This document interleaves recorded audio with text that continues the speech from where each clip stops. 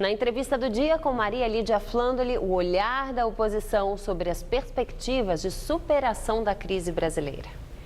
O Jornal da Gazeta recebe Ciro Gomes, político de extensa carreira, tanto no Legislativo, como deputado estadual e federal, como no Executivo, onde foi secretário de governo, ministro de Estado e governador do estado do Ceará. Muito obrigada por estar conosco. Eu tenho feito essa pergunta e acho interessante as respostas, a variação nas respostas. Vou fazer para Ciro Gomes. Como a história vai registrar a sequência dos fatos dessa época de processo de impeachment da presidente Dilma Rousseff? Como um momento grave de destruição de uma jovem democracia provocada por uma quadrilha de assaltantes dos recursos públicos. Interessante, interessante, porque quando fala numa quadrilha nós temos situação e oposição. Não, mas nesse caso a história vai registrar que quem construiu esse monstro terrível que eu nunca vi. Você falou da minha extensa vida pública, eu tenho 32 anos. Estava vendo o noticiário ali agora, de vocês, contei 8 notícias de casos de esculhambação numa noite de noticiário. E o nosso povo está voltando para casa assustado com o desemprego, assustado com a violência, com o mau funcionamento da saúde. E o que aconteceu é que essa quadrilha que se organizou, transitou PMDB com PT para PMDB com PSDB. E, tirante as exceções que há, a hegemonia desse grupo é de bandidos mesmo. Isso é o que será registrado na história.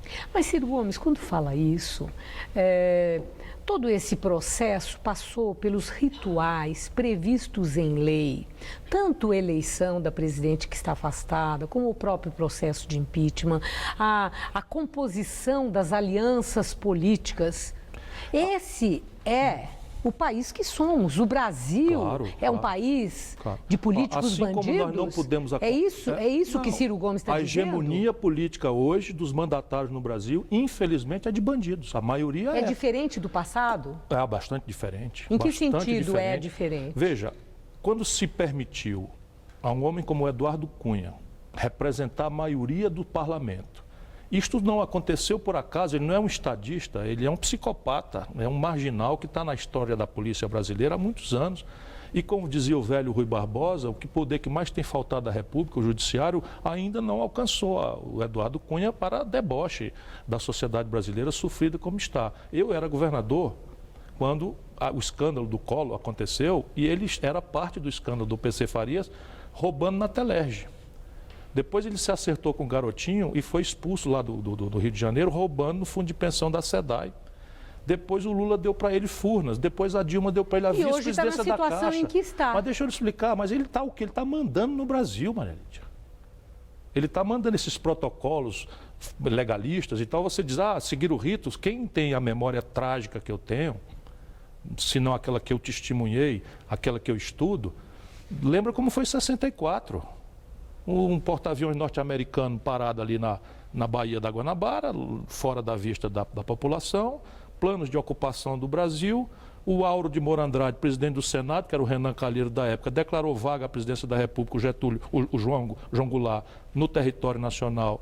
E nomeou Ranieri Mazzilli, que era o Eduardo Cunha da época, presidente interino, que fez uma eleição indireta. Está comparando o momento todos os protocolos e o Supremo Tribunal Federal homologou, claramente, com os mesmos e graves interesses, com a história de Mar de Lama. E a população brasileira subscreve? Porque 64 foi subscrito pela população. Agora, hoje de novo. A população subscreve. Claro, a maioria do povo brasileiro, quer dizer, de passagem. O Brasil é composto por golpistas? Não, a população não. Nós estamos falando da população. Vamos falar bem da verdade. A população tem 3 razões graves para ter desconstituído a base do governo Dilma e ter deixado os políticos fazerem a sua canalice lá em Brasília sem punição nenhuma. Primeiro, ela mentiu na eleição. Prometeu uma coisa e fez a outra. O que justifica a Dilma nomear o Levi? Tem alguma coisa patológica no Brasil se o meu amigo ministro da Fazenda, o Meirelles, era o homem do que o Lula queria para Dilma e é o homem que o golpista bota no lugar para administrar a economia. Tem uma coisa doentia no Brasil acontecendo. Então, a primeira razão, mentiu na campanha. A segunda, destruiu a gestão da economia brasileira. Nós estamos numa depressão econômica sem precedentes. Eu fui ministro da Fazenda. Ajudei a fazer o real. Sei o que eu estou dizendo, não estou exagerando. Ninguém viu na história brasileira contemporânea uma depressão econômica dessa natureza com a maior taxa de juros da história da humanidade. Juro real. E terceiro, a questão do escândalo novelizado em rede nacional pelos grandes conglomerados de mídia que não estão nem aí para a decência. Vamos combinar. Lá no Getúlio foi a mesma coisa, mar de lama, tudo porque os interesses orgânicos, seja do rentismo, seja do realinhamento internacional do Brasil, para voltar a se subordinar à hegemonia do Império, é a mesma coisa, filme velho, né? Com a diferença que nós não estamos mais na Guerra Fria. Ciro Gomes, o vice-presidente da República, Michel Temer, assumiu interinamente a presidência da República conforme no rito do processo de impeachment na fase em que chegou. E é o que acontece agora. Ciro Gomes já disse que o governo Michel Temer será uma tragédia sem precedentes. Será uma tragédia sem precedentes. Aí a minha indagação, para fazer uma afirmação dessa, Ciro Gomes, um homem experiente como você, Ciro Gomes é dada a premonição, tem bola de cristal ou faz já um pré-julgamento? Não, eu faço um vaticínio baseado na minha vivência. Vaticínio? Eu estou fazendo uma previsão, que é um pouco o jogo da especulação da política, você projeta cenários. Mas eu sustento muito porque há uma crise estratégica com o Brasil que nós não temos como mexer nela. E negou-se a consciência disso aos brasileiros para fazer o desmonte do governo da Dilma com a ajuda deles, né, do PT e do PMDB, que eles botaram lá no poder. Qual é o que eu estou falando? Nós vendíamos um minério de ferro, eu trabalho na CSN para pagar o leite das crianças. Então, nós vendíamos minério de ferro a $190 uma tonelada, estamos vendendo a 50. O petróleo, quando nós organizamos ali de partilha, era 110, estamos vendendo a 30. O pré-sal numa conjuntura internacional, então nós temos valor de mercado. Então, nós temos um buraco nas contas do Brasil com o estrangeiro que causa uma depreciação da nossa moeda. Isso vai para os preços e que está presente a inflação. E esses loucos de Brasília atiram na inflação brasileira, que é de juro e de tarifa, uma taxa de juros. A taxa de juros destrói o tecido produtivo e nós vamos para 14% de desemprego. Esse é o clamor da Fiesp há quanto tempo? Não, o clamor da Fiesp é uma nojeira. Não, há muito tempo, sobre taxa de juros. A Fiesp é nojeira, não tem agenda de nada. E a Fiesp vai ser enganada pelo Michel Temer. Ela vai tomar na testa a proposta da CPMF daqui 30 a 60 dias, outro vaticínio. Porque não tem saída, Maria Lídia, não tem saída. Sem imposto extra não terá saída? Não, o desequilíbrio fiscal brasileiro não é pelo excesso de despesa, como essa conversa mole, reacionária da Fiesp, muita gente fala, é que a receita despencou. Isso não quer dizer que não tenha despesas disfuncionais, que você não tenha que consertar, moralizar, mas o buraco... É o somatório dessas variáveis. Eu vou te dar um número. Nós vamos pagar esse ano 600 bilhões, com B de bola, de reais, de juro para banco. Se você juntar mais 500 bilhões de rolagem de parte do principal que vence e nós não temos dinheiro para pagar, dá 1 trilhão. Com T de tapioca, que dinheiro que gente besta comeu não sabe nem o que é. Mas você fez uma referência agora há pouco a Henrique Meirelles, como meu amigo Henrique Meirelles. Meu querido amigo. Michel Temer acertou na nomeação de Henrique Meirelles? Comparando a Dilma, comparando o itinerário dos auxiliares da Dilma. Vai conseguir realinhar a economia? Não vai conseguir.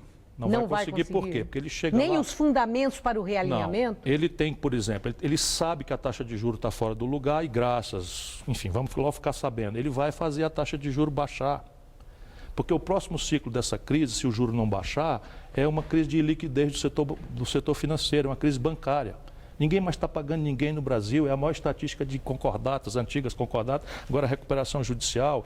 Enfim, o crédito estrangulou. Então vai baixar a taxa de juros. Ele vai baixar a taxa de juros. Vai oferecer resultados. O câmbio que já tinha acontecido com a Dilma, não, isso foi a Dilma que fez. O câmbio, a manutenção da taxa de juros é incompreensível. Assim eu explico, isso é simples. Quando a gente botou a taxa de juros em 14,25, a inflação projetada era de 11,5%. A taxa de juros que interessa é a diferença entre inflação e ela. Hoje a taxa de juros projetada é de 6%. O que está fazendo a taxa de juros no mesmo tamanho que estava? Só dando lucro exorbitante para banco, só que é lucro contábil e eles vão se ferrar. Os bancos já estão caindo, despencando, os seus provisionamentos já são recordistas. Então o Meirelles, que sabe disso e foi para lá para isso, são duas tarefas. Uma está entregue ao Meirelles, que é gerar excedente para segurar a liquidez do crédito público e que se ferre o povo. A outra tarefa é o Serra, tirar o Brasil de um alinhamento, de um protagonismo internacional importante para nós e nos subordinar de novo ao neocolonialismo. Então, eu estou entendendo, você está dizendo, então, que Michel Temer está acertando? Não, Mas você imagina, 19 dias. Mas você acabou de o mostrar Michel que Temer se Henrique cercou. Meirelles vai tomar medidas imprescindíveis. Sim, mas, José Serra também. não. O que eu disse Isso é o seguinte, acerto. que a taxa de juros vai cair, mas a proposta dele de tabelar as despesas em valores nominais é uma sandice, que não vai passar. É uma mentira, que ninguém está prestando atenção, mas se isso acontecesse, era bom para nós da oposição. Quer dizer, admite a possibilidade, se acontecer. Não, se acontecesse, isso era muito bom para nós da oposição, porque o Michel Temer é um despreparado e isso ia tombar na cabeça dele. Sabe o que significa? Eu fiz a conta. Significa que no ano 17, o Brasil teria que sair de uma despesa com saúde, educação, salário, etc., de 1 trilhão para 600 bilhões. Eu queria ver onde é que eles iam achar um corte de quase 40% nas despesas brasileiras, que já estão todas extraordinariamente deprimidas. E com a canalice de deixar a despesa com juro fora do controle. Mas, Ciro então, Gomes... a visão do Meirelles é errada, estrategicamente errada. Mas o governo da Dilma estava tangendo de forma tão ruim a economia que há uma margem de ganho de eficiência. Só me entenda bem aí. Bom, agora você acaba de dizer que é nós que somos oposição, da oposição.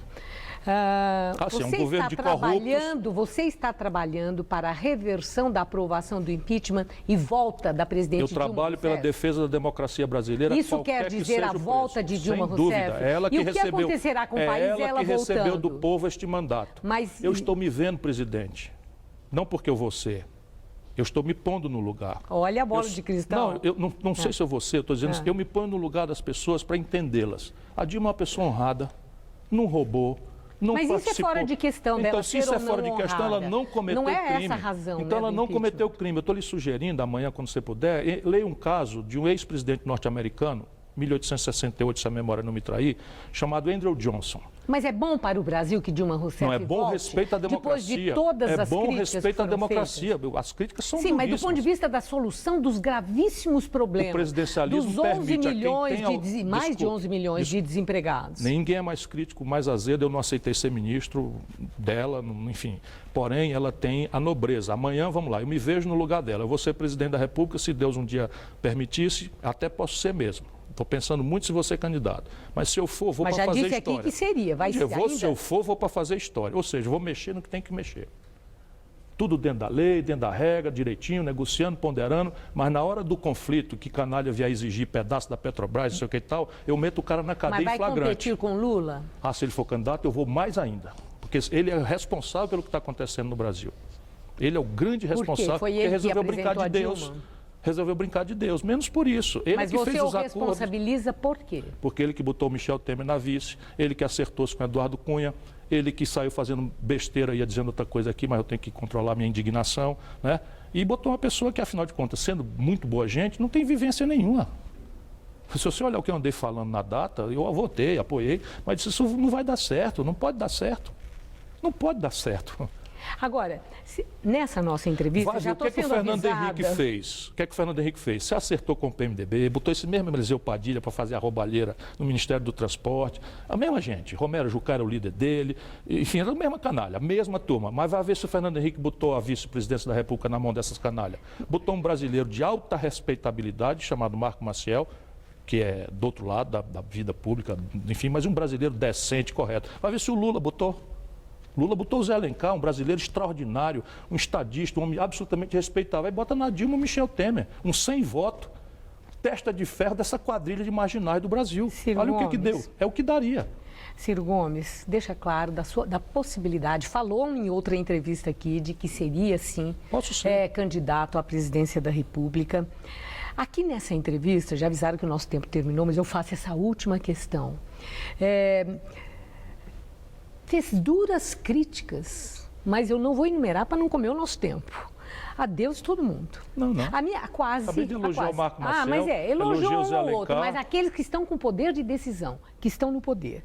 A minha indagação é essa. Ciro Gomes é pavio curto. Eu não sou pavio curto, eu sou Ciro indignado. Gomes é uma pessoa de língua muito afiada e destemida no sentido de fazer as críticas, sempre foi. A minha pergunta é, como candidato à presidência da República, essa sua franqueza exacerbada, pode ser contraproducente, Sim. exibindo um perfil de personalidade claro. de alguém que não consegue conviver com seus contrários? Sim, mas como eu não consigo? Eu tenho 32 Não, anos de vida estou perguntando pública. isso. Eu tô Pode respondendo. passar essa ideia? Ah, pô, meus Pode? adversários que Por não podem essa me chamar de crítica ladrão. contumaz e 32 anos, exagerada. ex-prefeito, ex-governador, ex-ministro da Fazenda, ex-ministro da Não é Integração temerário? Nacional.